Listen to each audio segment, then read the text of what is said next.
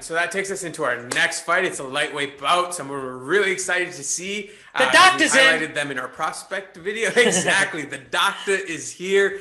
Go check out that prospect video from March if you haven't already done so. But highlighted in there is Uros the Doc Medic. He's taking on Aalon Cruz. Really pumped for this one. I know we touched on it before, but checking out the Medic here, I was shocked to see that he's the number 3 ranked lightweight. Lo and behold, that's in Australia. Let's touch on the Medic for a little bit. Alaska. Alaska. What I say? Australia? Yeah. Best. So, the thing that stood out for me is that there's a lot of power in this man. We saw that in the Dana White Contender Series between kicks, punches, relentless attack. He's a powerful man. I think that's going to be a lot for Cruz to handle. I totally agree, man. What do you think here? Yeah. Yeah. So what we kind of saw was a guy who enjoyed pushing the pace, but also picked his strikes very well. He was very cheap with his strikes. I felt like he landed a good rate. I was impressed. You like that? You like that terminology? He was very cheap. That's a good one. You're on fire today, man. You're on fire. He's the volume is there, and I thought he absolutely let's look at stats. This is what I want to pull up for sure, because he obviously doesn't have much taper. But in that win against Gonzalez, his strikes landed per minute were 14.5, and his strikes absorbed were 0.91. And his defense was 83%. I mean, when you look at what he did in that fight, obviously, we're talking about quality of opponents, all these kinds of things, blah blah blah. But he showed that even in what is probably the biggest fight of his career in that moment, he was so poised, he was so calm, and the way he finished with that cross, I thought that was beautiful. Left cross right up the top. He was constantly chopping the body up. He was looking for combos with the legs and the hands. I was just really impressed overall. Yeah, likewise. Rewatching that fight myself, I'm like, this guy has a lot of skills, man. There's a lot of promise here for sure. No surprise why he's on our prospect watch for sure. On the flip side, we got Cruz here. Can we touch on the old school modeling picture he has on Tapology here? I literally was enticed to go buy some Calvin Klein underwear after this.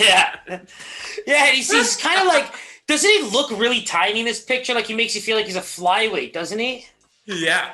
Absolutely. Yeah, the guy's 6 foot with a 78-inch reach. Was not what I was expecting from that picture for sure. Yeah, it's crazy. Like he's really well built for his size. He actually, he fights at one lower weight class and looks so big for it. It's actually pretty crazy. Yeah, so we did see him make his debut against Spike Carlisle. Someone we're a little familiar with as well. It seemed like he tried to clinch a lot in that one, and Spike was just too powerful for it. And, that was kind of what I took away from that, and that's kind of how he got knocked in that, just trying to hold Spike down and that power just erupted from him. What did you kind of see there?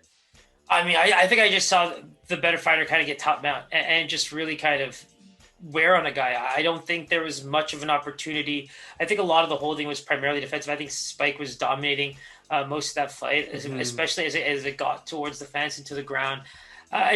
Even the way he was striking his head and just trying any which way to just get that finish. And the moment, Cruz let go, I mean, it was basically just on the floor at that point, and the referee ended immediately when he let go. So I just think that Spike Carlisle is a great test for someone like Aalon Cruz. But I mean, Uros is looking like a very different style fighter. So for me, I'm going to say if you can get in close and that's your game, I mean, you want to be able to take him down. You want to be able to kind of exploit the grappling, if you will. But if you're going to stand and trade with this man, like you have to be able to kind of avoid some of these power shots because the kid definitely packs power, right? If you want to stand and trade, like you got to avoid, anything that might either clip you or get you to the ground. Because even from the top, I can see Uros landing big bombs, man, and they look like they're going to hurt. So in that sense, I think both these guys are going to have some nice length, but the way I liked Cruz, even in that fight, man, he looks long. He looks really big for the featherweight class, and he's going to be fighting at lightweight for this one. So he's giving up a bit of that, right? That's the difference in his normal weight class. So it's going to be a tough fight, and I think that both guys are gonna be able to kind of showcase the striking, because clearly Uros loves that side of the game, and he proved that he can do it at a pretty high level regardless of who his opponents are. And both these guys, between the 3 fights of them, they've never been taken down or have tried taking down anybody. So we know what we're getting here. Yeah, and something you touched on is that reach advantage, right? He has a 7-inch reach advantage in this one as well, right? Mm-hmm. So let's see if he can use that kind of to his advantage here. Let's quickly touch on the line here. I'll let you go first here. Do you have a guess on this one? Yeah, I'm going to go with Uros being the favorite here. I don't see Vegas thinking anything different.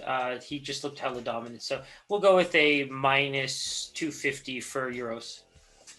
Okay, I was going to go similar, but a little less. So I'm going to go with minus 200 for Uros. I do believe he deserves to be the favorite here, and by a substantial amount. So let's look at these. And wow, he is actually a minus 160 favorite. So not a heavy favorite by any means. Yeah. And so Mr. Aalon, like we said, right, the reach is there, but at the same time, like there's a difference between reach and height and size, right? So yeah, he's got a 7-inch reach, but there's only a real inch or two, maybe in height difference. Like these guys size-wise are really going to match up.